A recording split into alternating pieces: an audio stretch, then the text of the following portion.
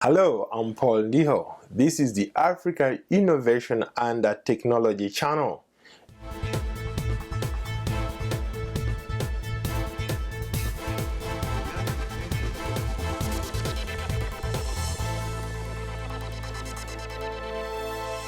Every week we strive to bring you stories that inspire, empower, engage and motivate young African innovators using new technology into action.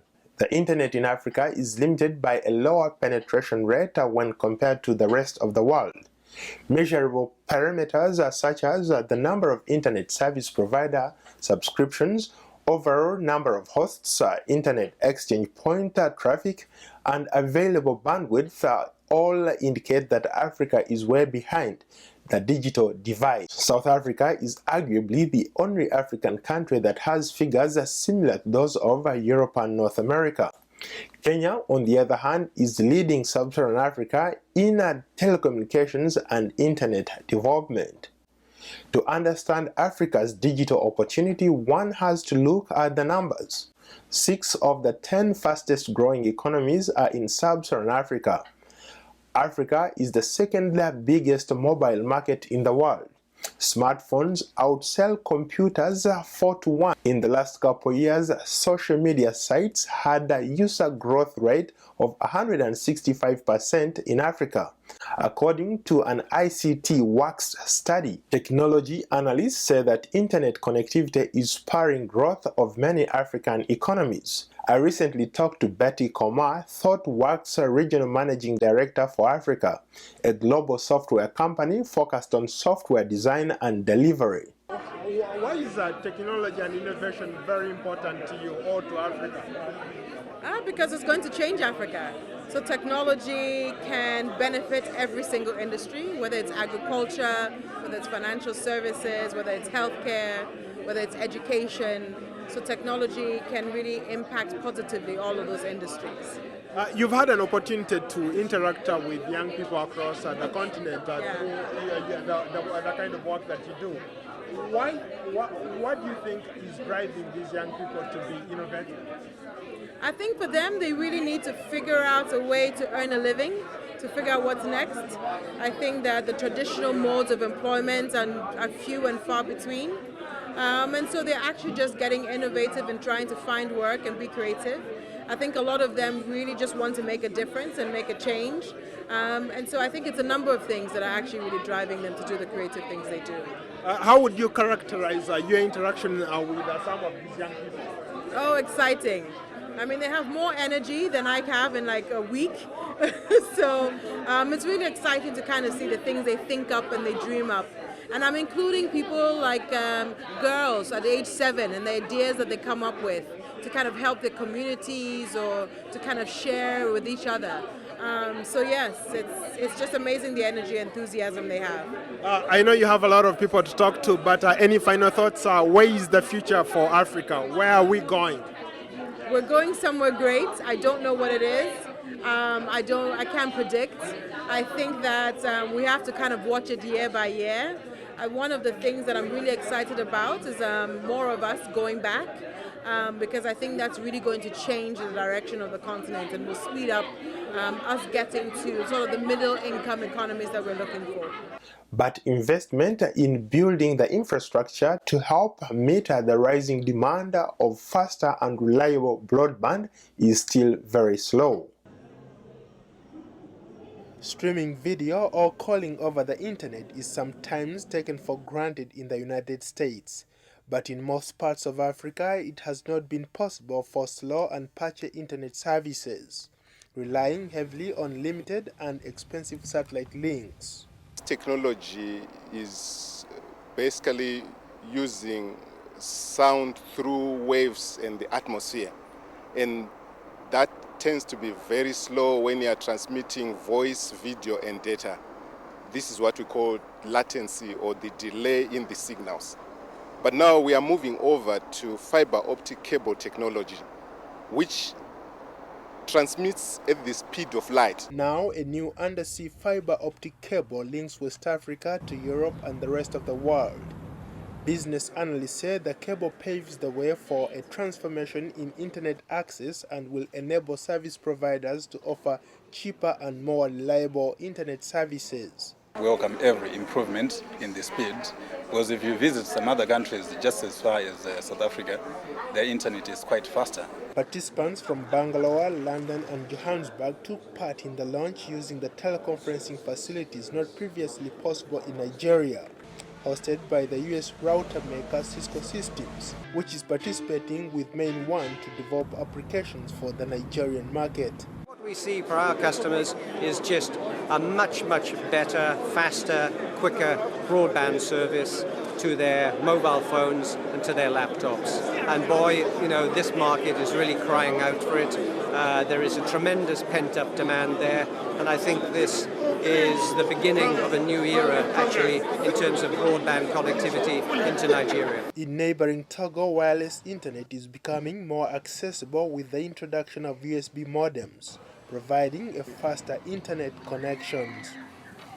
When the fiber comes in, I think the speeds will go up and we hope the prices will come down as they are telling us. Okay, considering the speed of the internet, it's quite slow in cyber cafes and that makes it very expensive. Since last year, Togo Telecom, the country's public telecoms operator, has been working to dramatically increase the country's internet capabilities. Mobile phone service provider Mov Togo is also providing wireless internet. Millions of people in rural parts of Africa are not yet covered by any mobile phone network, let alone one that would support the internet access. To do that, many business analysts say that the countries need to build a viable infrastructure, set up regional exchanges, and provide connectivity to homes and businesses. We'll take a short break, but before we go, we want to know what you think about the Africa Innovation and Technology channel and the stories that we cover. Join the conversation on Twitter and Facebook. The address is Africa Innovations and Technology, and you can also check us out at our website at www.africainnovations.net. Coming up, I will take you to the Ugandan capital where Makerere University is taking advantage of this technology advance by offering free internet access to all its students.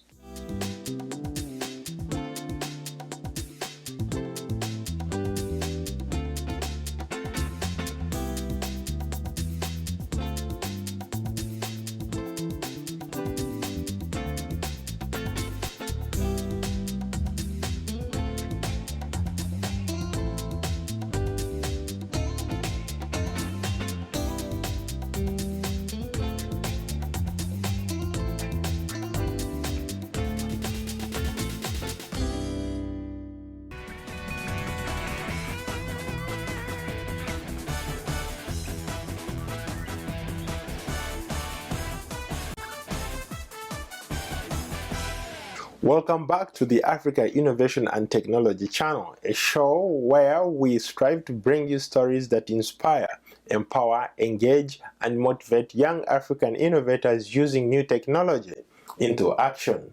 Obstacles to the accessibility of internet services in Africa include generally low levels of computer literacy in the population, poor infrastructures, and very high costs of internet services. Power availability is also very scarce with vast rural areas that are not connected to the power grids, as well as frequent blackouts in major and urban cities. However, in the last couple of years, fiber optic cables and a backbone network to support them have connected the continent in unprecedented ways, slashing the cost of internet access and opening up new markets for content, software, mobile phone applications, and social media.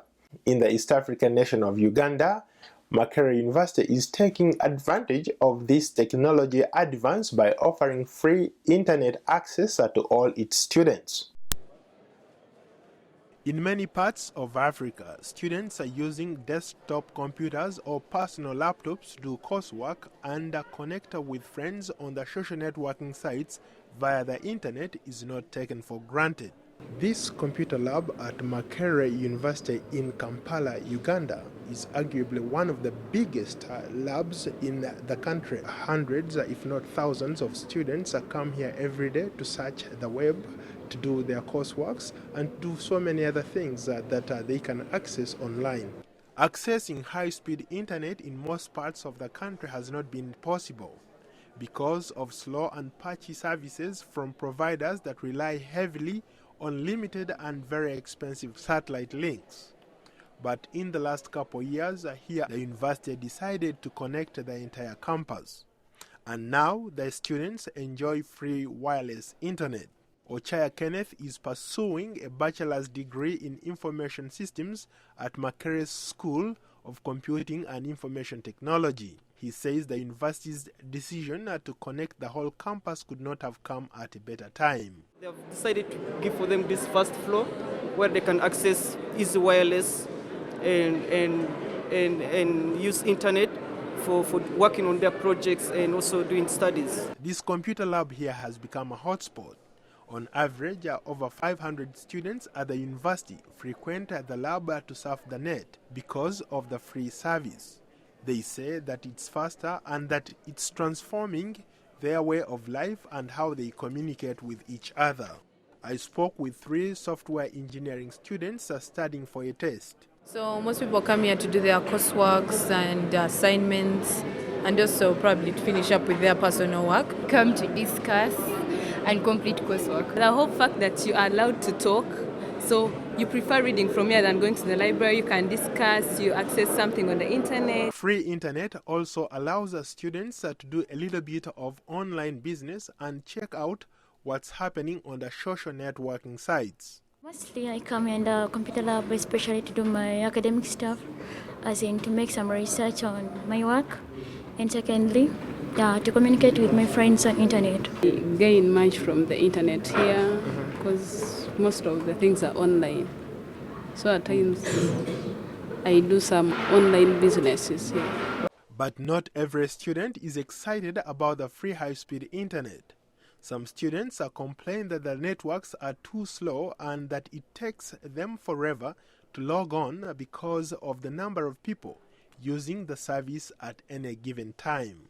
According to research commissioned by ESET, a global cybersecurity company, almost half of internet users worldwide connect to the web using desktop computers and portable devices as primary connection devices. Desktops are the most popular, followed by laptops, smartphones, and tablets. This is indicative of the demand for Wi-Fi hotspots. These students are excited about the future of Africa's internet service. Most of the code is on the internet. All you have to do is Google it and then use it, reuse it for your own benefit. So now if we did not have the internet, trust me, it would be more hectic. The internet is really promising. We get to view other people's code and interpret it in a different way and use it to develop other applications. Technology experts note that while wireless technology is convenient, especially for travelers, users should guard against criminals prowling the networks. However, for these students, the sky is the limit. Well, on that note, do you think that you have a better idea, or you have created something that everyone is talking about and you'd like to be featured on this show? Please send us your video clips and tell us which country you're from and how your innovation is impacting your community. That's our show today. Be sure to watch the Africa Innovation and Technology channel online every weekend and on our website at www.africainnovations.net. Thanks for watching.